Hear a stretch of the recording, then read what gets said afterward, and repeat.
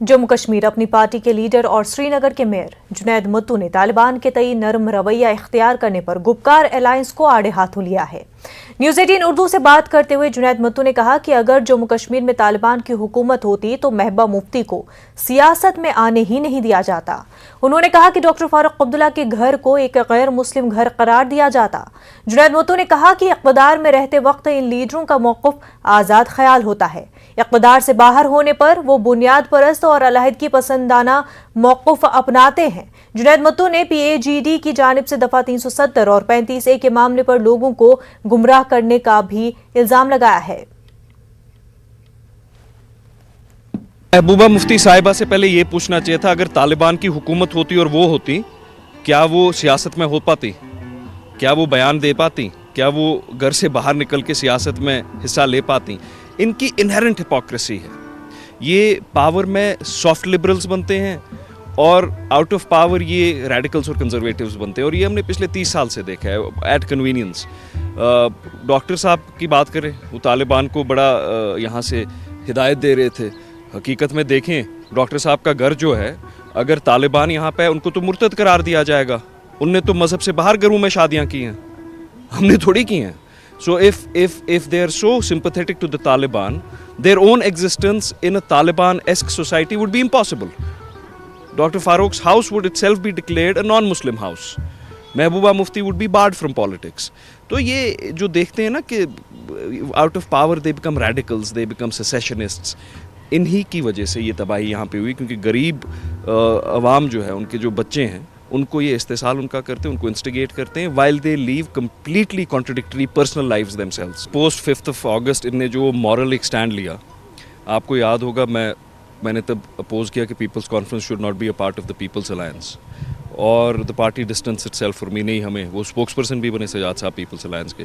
Then he was the first person to leave it और कहा, देखिए जी देयर इज सिंसेरिटी नहीं है इसमें। उसके बाद अभी डॉक्टर साहब ने भी एक बयान दिया कि हमसे गलती हुई, हमने इलेक्शन, पंचायत और ULB बॉडीज़ का बायकॉट किया। वो तब तो मैंने भी कहा था कि ये बायकॉट मत कीजिए। DDC इलेक्शंस में जिन मुद्दों पे इन्हें इलेक्शन लड़ा, वो DDC इलेक्शन के एम्बिट में ही नहीं थे। एक DDC मेंबर 370 को वापस नहीं ला सकता। तो ये कांस्टेंट इनके जो कॉन्ट्रडिक्शंस हैं, कांस्टेंट एफर्ट्स हैं to mislead the people, exploit the people, ये बड़ा ही अनफॉर्चुनेट है।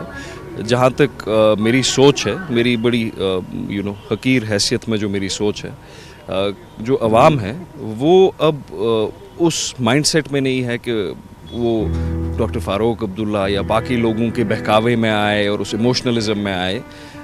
5 अगस्त को हमने खोया है बहुत कुछ, लेकिन वो हम इमोशनलिज्म से और एक्सप्लॉयटेशन से वापस नहीं पाएंगे। It is a situation, we have to deal with it, we have to make the best out of it, and we have to continue striving for the rights of the people.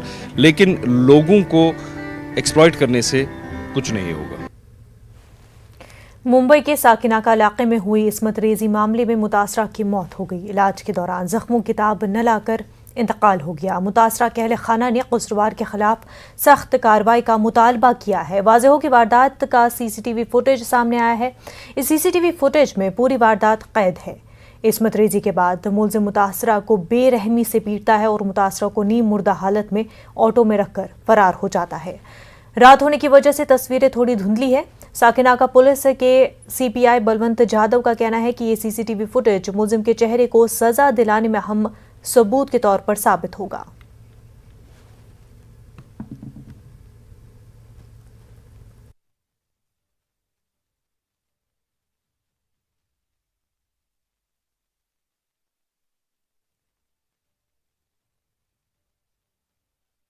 रेजी मामले में opposition हुकूमत पर हमलावर है। Opposition leader Devendra Fadnavis ने fast track अदालत में case चलाने की मांग की है ताकि जल्द इंसाफ हो सके। साकिनाका की जो घटना है ये बहुत ही दुर्भाग्यपूर्ण है।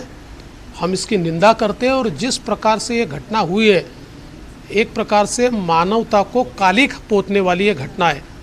दिल्ली की निर्भया की घटना को, उसकी जो याद है उसको ताज़ा करने वाली इस प्रकार की ये घटना है। हमारी मांग है कि इसके ऊपर कड़ी कार्रवाई की जाए, तुरंत फास्ट ट्रैक कोर्ट तैयार किए जाए, आरोपियों को सज़ा मिले, और हमारे तो मांग ये रहेगी कि ऐसे आरोपियों को सज़ा देना तो कोर्ट का काम है, पर उनको फांसी की सज़ा ही होनी चाहिए। इस प्रकार की हमारी यहाँ पर मांग रहेगी। कुल मिलाकर अगर हम देखें तो पिछले 1 महीने में महाराष्ट्र में बलात्कार, सामूहिक बलात्कार, इसकी घटनाएं बहुत ज़्यादा बढ़ रही है और ये बहुत चिंता की बात है। सरकार ने इसकी ओर ध्यान देना चाहिए, ऐसा हमारा मानना है।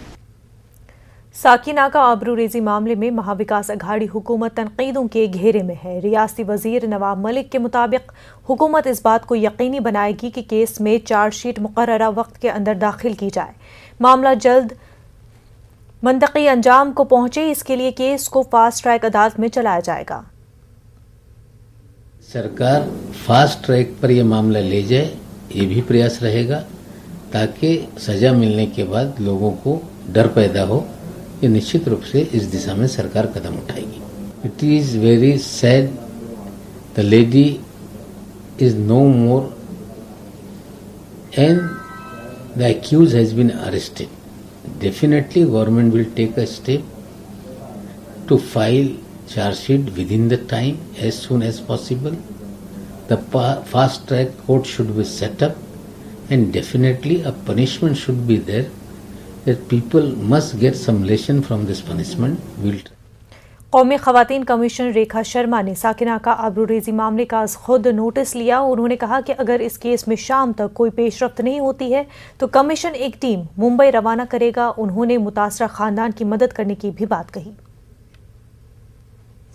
The culprits, the accused, till now only one accused is arrested. We have taken, NCW has taken suo moto, and we are going to, I am going to send a member also if nothing happens till today evening to inquire about the incident and also extend help to the victim's family. Uttar Pradesh में जराइम की वारदातों में मुस्तकिल इजाफा देखा जा रहा है। अब बस्ती में एक इंसानियत सोज वाकया पेश आया है। बस्ती में एक लड़की तशद्दुद का शिकार हुई। घर से तकरीबन 1 किलोमीटर दूर लड़की बरहना हालत में बेहोश मिली, जिस्म पर चाकू और ब्लेड के शदीद जख्म पाए गए। कप्तानगंज थाने का ये पूरा वाकया है। जिला अस्पताल में मुतासरा का इलाज जारी है। के सभी 4 बजे बाहर भीतर जाते हैं। हाँ, सोच के फिर भी गए थे तो 10-15 मिनट जब टाइम हो गया तो इनका भैया मैंने बैग देखे नहीं कि कहाँ है कहाँ नहीं, ढूंढ रहे थे, नहीं पाए, वापस आ गए तो कोई आदमी टैक्टिक मैंने लेटरिन करने जा रहा था। हाँ। तो जाके देखा कि पानी में मतलब गिरी हुई थी, वैसे पूरा लंबा धरंगा, शरीर में एक कपड़ा भी नहीं था और चाकू मार दिया था इसको। कौन लोग मारे हैं कुछ पता नहीं है कि कौन इनके साथ क्या किया। भोपाल के थाने में बदमाशों का केक कटवाने के मामले में थाना इंचार्ज के खिलाफ कार्रवाई हुई है। टीटी नगर थाना incharge Shailendra Sharma line attach हुए। उन पर बदमाशों का केक कटवाने का इल्जाम है। कुछ दिन पहले युवा मोर्चा रियासी सदर विभू पवार की डीजे बजाने को लेकर थाना इंचार्ज से बहस हुई थी। थाना इंचार्ज को ट्रांसफर की भी धमकी दी गई थी।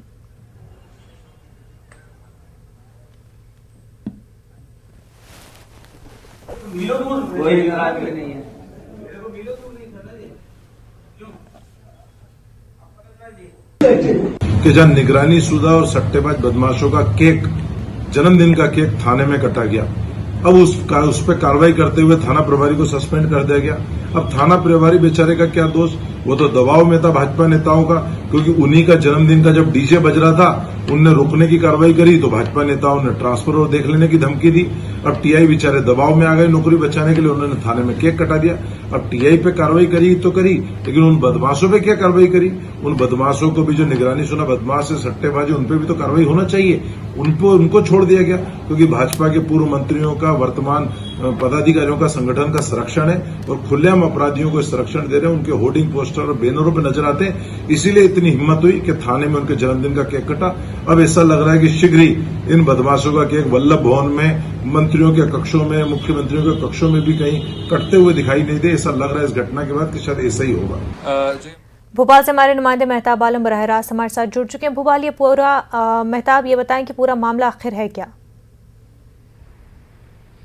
मुनज़्ज़र राजधानी भोपाल के टीटी नगर थाने का ये मामला है, जहां पर जो है बदमाशों का जो है केक काटा गया और वहाँ पे थानेदार की मौजूदगी काटकर जो है एक दूसरे का जो है मुंह मीठा किया गया। तो बुनियादी सवाल ये है कि एक तरफ हुकूमत ये कह रही है कि जराइम पेशा नासिर पर हम लगाएंगे और फिर उसका ऐलान ये भी है कि मध्य प्रदेश में गैंगस्टर एक्ट नाफिज किया जाएगा और अगर इस तरह से बदमाशों का थाने के अंदर बैठकर जो है वहाँ पर उनकी सालगिरह मनाई जाएगी, केक काटा जाएगा, तो फिर उम्मीद किससे की जाएगी कि इन बदमाशों पर रोक लगेगी। जो है मीडिया में खबर आने के बाद जो है हालांकि टीआई को जो है लाइन अटैच कर दिया गया है, लेकिन बुनियादी सवाल यह है कि वो लोग जो है जो जराइम पेशा नासिर है, हिस्ट्री शीटर है, जिनके रिकॉर्ड जो खुद थाने में मौजूद है, उनके खिलाफ अब तक कार्रवाई क्यों नहीं की गई। उस मामले को लेकर जहां पे कांग्रेस ने जो है उसका मुतालबा किया कि इनके खिलाफ भी कार्रवाई की जाए और इन पर कांग्रेस का भी इल्जाम है कि वजीरों की सरपरस्ती की वजह से अब इनके हौसले इतने बुलंद हो गए हैं कि थाने के अंदर इनका जश्न मनाया जाता है और अगर इन पर इस तरह की कार्रवाई होती रही तो यकीनी तौर पर जो मध्य प्रदेश में मॉब लिंचिंग या जो है दूसरे वाकयात जो बढ़ रहे हैं उसके पीछे वजह यही है कि कहीं ना कहीं लोगों की सरपरस्ती, पॉलिटिकल सरपरस्ती हो रही है। बिल्कुल मेहताब, और जहां हम देख रहे हैं कि एक तरफ बदमाशों के हौसले बुलंद हो रहे हैं, सड़कों पर मारपीट हो रही है, मॉब लिंचिंग के वाकयात मध्य प्रदेश में बढ़ते हुए दिखाई दे रहे हैं और वहीं जेल में भी जो बदमाश है, जो कैदी है, वो इतना आसानी से बर्थडे मना रहे हैं, डीजे बजवाए जा रहे हैं, इस तरह के मामलात पेश आ रहे हैं। तो ऐसे में शिवराज सिंह सरकार में इस तरह के मामलात जो बढ़ते ही जा रहे हैं, क्या वजह इसकी समझी जा रही है? क्योंकि कांग्रेस लगातार ये इल्जाम लगा रही है कि जो बीजेपी के लीडरान है उनकी शय पर ये सारे मामले पेश आ रहे हैं। मुनज़्ज़र, यहाँ पर इल्जाम नहीं, विजुअल साफ दिखाई दे रहा है कि राजधानी भोपाल में वाकया पेश आया है। राजधानी भोपाल का टीटी नगर थाना, अगर हम वहाँ से जो सीएम हाउस की बात करें तो उसकी दूरी जो है 1 किलोमीटर होगी। अगर मंत्रालय की बात करें या फिर हम विधानसभा की बात करें तो उसकी दूरी 500 मीटर होगी। और टीटी नगर थाने में अगर इस तरह का वाकया होता है कि जहाँ पर थानेदार खुद जो है इस तरह के लोगों के जो है जराइम पेशा नासिर की जो है जश्न मना रहे हैं, फिर जो है ऐसे लोगों पर लगाम कैसे लगेगी? गुंडा एक्ट बनाने की बात चल रही है और थानों में इनका जश्न मनाया जा रहा है। तो बुनियादी सवाल वही है कि कहीं ना कहीं ऐसे अनासिर पर हुकूमत की सरपरस्ती है या वजीरों की सरपरस्ती है, जो कांग्रेस बार बार इल्जाम लगा रही है। यही वजह है कि मध्य प्रदेश में हुजूमी तशद्दुद के वाकयात रुक नहीं रहे हैं। चाहे हम नीमच की बात करें, चाहे हम इंदौर की बात करें, चाहे हम देवास की बात करें, रीवा की बात करें, राजगढ़ की बात करें, जहां पर अगर पिछले 22 अगस्त अब तक की बात करें तो 11 मामले ऐसे हैं जहां पर हुजूमी तशद्दुद के वाकयात पेश आए हैं, लेकिन छोटी मोटी धाराओं को लगाकर उनको जो है बाहर कर दिया गया है। तो अगर ऐसे लोगों पर नासिर पर रोक नहीं लगेगी, एक तरफ तो हुकूमत ने उस पुलिस वाले पर तो कार्रवाई की, उसको लाइन अटैच कर दिया, लेकिन जिन लोगों का जश्न मनाया गया, जो जराइम पेशा नासिर है, उन पर अब तक कोई कार्रवाई नहीं की गई। उसको लेकर कांग्रेस बार बार सवाल उठा रही है। मुनज़्ज़र, बिल्कुल मेहताब आलम, हालांकि जिस तरह से बीजेपी का ये लगातार कहना है, यूपी में जिस तरह से बीजेपी इसी बात को लेकर कैंपेन चला रही है कि एंटी गुंडा राज नहीं होगा, लेकिन मध्य प्रदेश में बीजेपी के दौरे हुकूमत में गुंडा राज बढ़ता हुआ दिखाई दे रहा है। मेहताब आलम, बेहद शुक्रिया। पिछले साल न्यूज़ 18 और बायजूस की एक नई पहल ने आपको कई ऐसे यंग जीनियस से मिलवाया जिन्हें देखकर हम सब हैरत में पड़ गए। उम्र उनकी भले ही छोटी हो, जब न्यूज़ 18 के स्टेज पर उन्होंने अपने बड़े काम दिखाए तो पूरा मुल्क उन्हें ही देखता रह गया। कोई मैथ्स तो कोई म्यूजिक, कोई स्पोर्ट्स तो कोई आर्ट, सबके सब निकले अपने फील्ड के जीनियसेस। वही स्टेज दोबारा तैयार है ऐसे और यंग जीनियसेस को पूरे मुल्क से मिलवाने के लिए। अगर आप भी जानते हैं ऐसे और यंग जीनियसेस को, रजिस्टर कीजिए news18.com/younggenius पर या बायजूस ऐप डाउनलोड करके जाएं जीनियस सेक्शन में, क्योंकि शुरू होने जा रहा है Byju's young genius season 2 news 18 की पहल।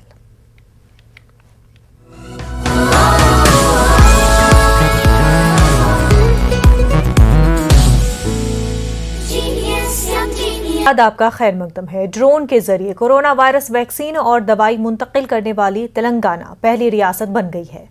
हुकूमत तेलंगाना ने इस तरीक़ेकार को मेडिसिन फ्रॉम द स्काई नाम दिया है। इस प्रोग्राम के तहत फजा से कोरोना के टीके और दवाइयां पहुंचाने के लिए ड्रोन टेक्नोलॉजी का इस्तेमाल किया गया। इस तजुर्बाती प्रोग्राम का वक़ाराबाद के पुलिस परेड ग्राउंड में मरकजी वजीर शहरी हवाबाजी ज्योतिरादित्य सिंधिया और रियासती वजीर IT और इंडस्ट्रीज KT रामाराव ने इब्तिदा किया। Medicine from the sky programme के जरिए हंगामी हालात में अद्वियात और टीके दूर दराज इलाकों तक पहुंचाने के लिए ये प्रोग्राम शुरू किया गया है, जिससे वक्त की काफ़ी बचत होगी और ट्रैफिक का कोई मसला नहीं होगा। 500 ता 700 मीटर ऊंचा उड़ान भरने वाले BVLOS ड्रोन के जरिए वैक्सीन और दवाई सप्लाई की जाएगी। मेरे 100 दिन के लक्ष्य एक अधोसंरचना के आधार पर हैं, जहाँ 4 एयरपोर्ट्स हैं। दूसरे पॉलिसी के आधार पर हैं। उदाहरण के तौर पर जो ड्रोन पॉलिसी हम लोग ने घोषित की है, बी कैश और GCA की जो पॉलिसी है, 8 मुद्दे उस पर है और 4 मुद्दे रिफॉर्म के आधार पर। तो ये 16 मुद्दों का एक 100 दिन का कावियाद मैंने बनवाया है। एयर टैक्सी और स्काई टैक्सी ड्रोन का भविष्य है। विश्व भर में अभी उसके प्रति फंडिंग हो रहा है और आने वाले दशक के अंदर जब भारत प्रधानमंत्री जी के नेतृत्व में ड्रोन कैपिटल विश्व का बनेगा 2030 तक, मुझे विश्वास है कि जब वो टेक्नोलॉजी आएगी तो प्राथमिक तौर से भारत में ही आएगी, इसका भी मुझे पूरा विश्वास है। करनाल में जिला सेक्रेटरीट के बाहर किसानों का धरना खत्म हो गया है। किसान और जिला इंतजामिया के बीच इत्तेफाक राय हो गया है। किसान और इंतजामिया ने मुश्तरका प्रेस कॉन्फ्रेंस की। ACS देवेंद्र सिंह ने कहा कि 28 अगस्त को विस्तार टोल प्लाजा पर हुए लाठीचार्ज की जांच हाईकोर्ट के रिटायर्ड जज करेंगे। तब तक छुट्टी पर मौजूदा SDM आयुष सिन्हा रहेंगे। वहीं महलू के अहल खाना को 1 हफ्ते में जिला इंतजामिया 2 नौकरियां देगा।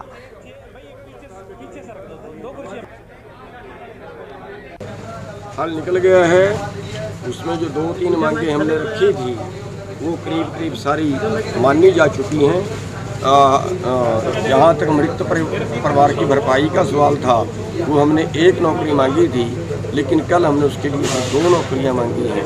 तो 2 नौकरियाँ सरकार ने मंजूर कर ली हैं, प्रशासन ने 2 नौकरियाँ उसकी रखी जाएंगी। और DC रेट 2 तरह का होता है, एक तो होता है सीधा रख लें उसको जब मर्जी निकाल दें और वो पक्का नहीं होता।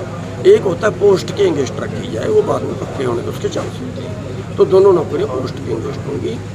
और दूसरा जो है जो जांच है वो हमारे वकीलों ने एक राय दी थी कि हम सीधी FIR की जो मांग कर रहे हैं वो हमारा कमज़ोर है। अगर उस पर सीधी FIR दर्ज होती है तो यहीं के प्रशासन ने उसकी इंक्वायरी करनी है, यहीं के थानेदार ने करनी है, तो वो उसकी इंक्वायरी अपने अधिकारियों के विरुद्ध करेगा नहीं, तो वो उसको कमज़ोर करेगा, उसको रद्द करेगा, उसको आने बहाने से उसको वो निपटाएगा। और अधिकारी जो है वो कोर्ट में भी जा सकते हैं, कोर्ट उसको पेश करेगा। सदर जमहूरिया रामनाथ कोविंद इलाहाबाद दौरे पर हैं, जहां वो मुख्तलिफ प्रोग्रामों में शिरकत करेंगे। इसी कड़ी में उन्होंने हाई कोर्ट में मुनक़्क़दा एक तकरीब में शिरकत की।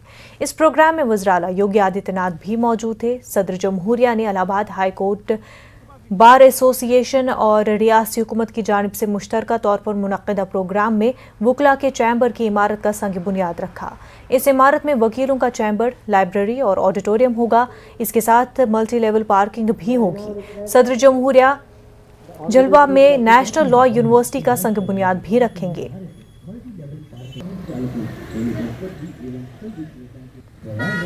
मुझे बताते हुए प्रसन्नता है कि प्रदेश में न्यायालय कक्ष 599 न्यायिक कक्ष वर्तमान में, जिनमें से 311 पूरी तरह तैयार हो चुके हैं, 288 निर्माणाधीन हैं। माननीय न्यायमूर्तियों के आवासीय व्यवस्था के लिए भी प्रदेश सरकार की ओर से 611 ऐसे आवास स्वीकृत किए गए थे, जिनमें 247 बनकर के तैयार हैं और 364 वर्तमान में निर्माणाधीन है। और प्रदेश सरकार ने अधीनस्थ न्यायालयों में डिजिटाइजेशन के लिए लगभग 70 करोड़ रुपए स्वीकृत किए हैं। माननीय उच्च न्यायालय के कंप्यूटर क्रय के लिए 30 करोड़ रुपए, अधीनस्थ न्यायालय में कंप्यूटर क्रय और अनुरक्षण के लिए 20 करोड़ रुपए और न्यायिक अधिकारियों के नवीन लैपटॉप के लिए 18 करोड़ रुपए की राशि इस संबंध में राज्य सरकार ने पहले से स्वीकृत की है। देवी और सज्जनों, इतिहास की दृष्टि से इलाहाबाद हाई कोर्ट भारत में स्थापित किया गया चौथा हाई कोर्ट है। महत्व की दृष्टि से यह हाई कोर्ट देश की सबसे बड़ी आबादी वाले राज्य में न्याय प्रदान करने की जिम्मेदारी निभाता है। न्यायाधीशों की संख्या की दृष्टि से यह देश का सबसे बड़ा हाई कोर्ट है। परंतु इन सभी तथ्यों से एक बात और भी महत्वपूर्ण है कि इलाहाबाद हाई कोर्ट की वह परंपरा जिसमें महामना मदन मोहन मालवीय, मोतीलाल नेहरू, सर तेज बहादुर सप्रू, राजर्षि पुरुषोत्तम दास टंडन और कैलाशनाथ काटजू जैसे प्रखर व राष्ट्रप्रेमी अधिवक्ताओं ने इसी परिसर से भारतीय इतिहास के अनेक गौरवशाली अध्याय लिखे। इस हाई कोर्ट के बार और बेंच के प्रबुद्ध सदस्यों ने समाज और देश को वैचारिक नेतृत्व भी प्रदान किया। झारखंड में 130 मदरसों को ग्रांट मिलने की राह हमवार हो गई है। झारखंड एकेडमिक काउंसिल बोर्ड की मीटिंग में यह फैसला लिया गया है। एक अरसे से मदरसों को ग्रांट नहीं मिल रहा था क्योंकि इस बात की जांच की जा रही थी कि मदारिस सरकारी ज़ाब्तों पर अमल कर रहे हैं या नहीं। इस मामले की जांच कर रही कमेटी ने अपनी रिपोर्ट हुकूमत को सौंप दी है, जिसके बाद 130 मदरसों को ग्रांट मिलने की राह हमवार हुई है। 52 मदरसों के हवाले से कमेटी बाद में रिपोर्ट सौंपेगी।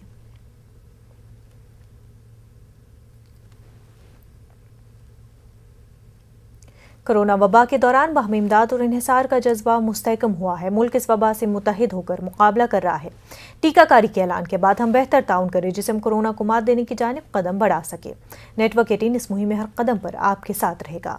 जब तक सभी महफूज नहीं होते तब तक कोई भी महफूज नहीं होगा। इसी सोच की बुनियाद पर हमारी मुहिम संजीवनी का मकसद ये यकीनी बनाना है कि वैक्सीन पाना सभी हिंदुस्तानियों का हक है।